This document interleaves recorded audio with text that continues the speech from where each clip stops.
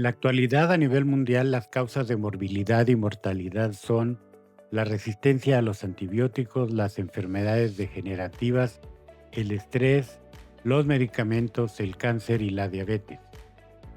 Actualmente, la causa número uno de mortalidad en el mundo son las enfermedades cardiovasculares. Existen para las enfermedades cardiovasculares factores de riesgo que son perfectamente modificables, como la inflamación crónica, el sedentarismo, la homocisteína, la presión arterial alta, el tabaquismo y los radicales libres.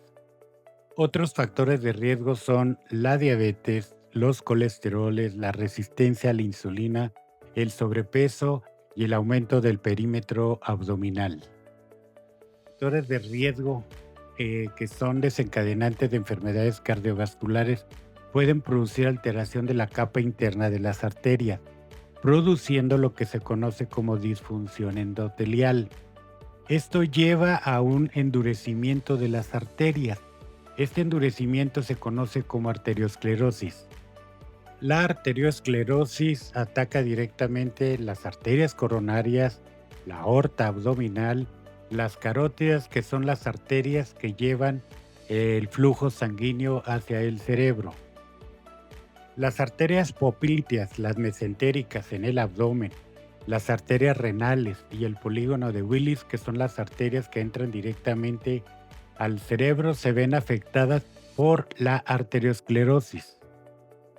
La arteriosclerosis puede producir trastornos severos como la trombosis, la isquemia, las enfermedades vasculares periféricas y las terribles enfermedades cerebrovasculares. En el corazón puede llegar a producir arritmias, bloqueos de rama. Los bloqueos de rama pueden ser derecha o izquierda o bifásica. Son los bloqueos del sistema eléctrico del corazón, que es el sistema de Purkinje. La arteriosclerosis también puede producir hipertrofia cardíaca, esto es crecimiento del corazón. Puede producir los infartos y también insuficiencia cardíaca. Estamos en el campo de la medicina con el electrocardiograma. El electrocardiograma registra la actividad eléctrica del corazón y ahí vamos a poder detectar alteraciones de cómo el flujo sanguíneo afecta la conducción eléctrica, y se ve con los trazos alterados y vamos a descubrir el área del corazón que es la que se encuentra afectada. El trabajo del corazón depende de la actividad eléctrica, y la actividad eléctrica del corazón para las contracciones cardíacas depende del flujo sanguíneo de las arterias coronarias, principalmente.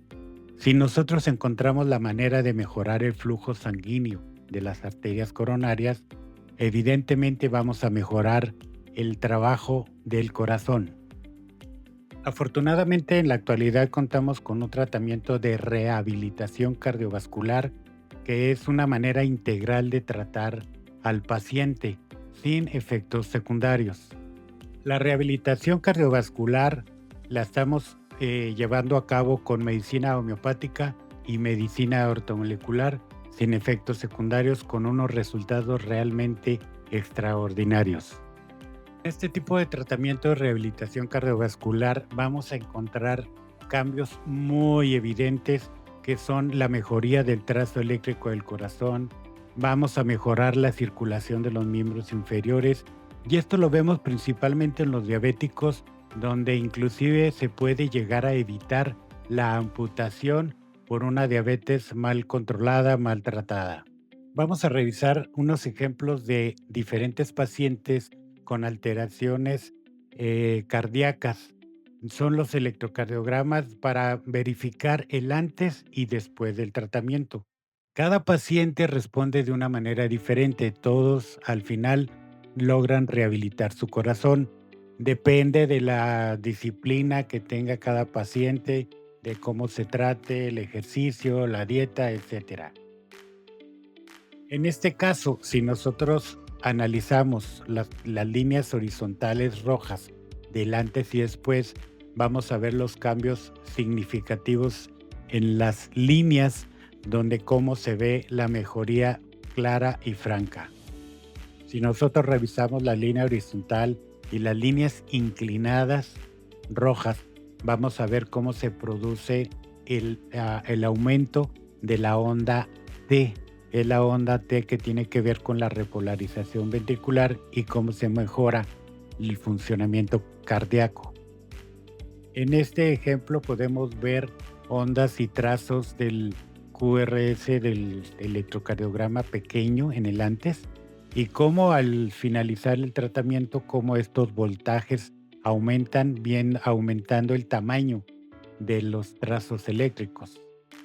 En este ejemplo, vemos señalando las líneas rojas inclinadas, como incluso esos trazos están hacia abajo, que se consideran negativos.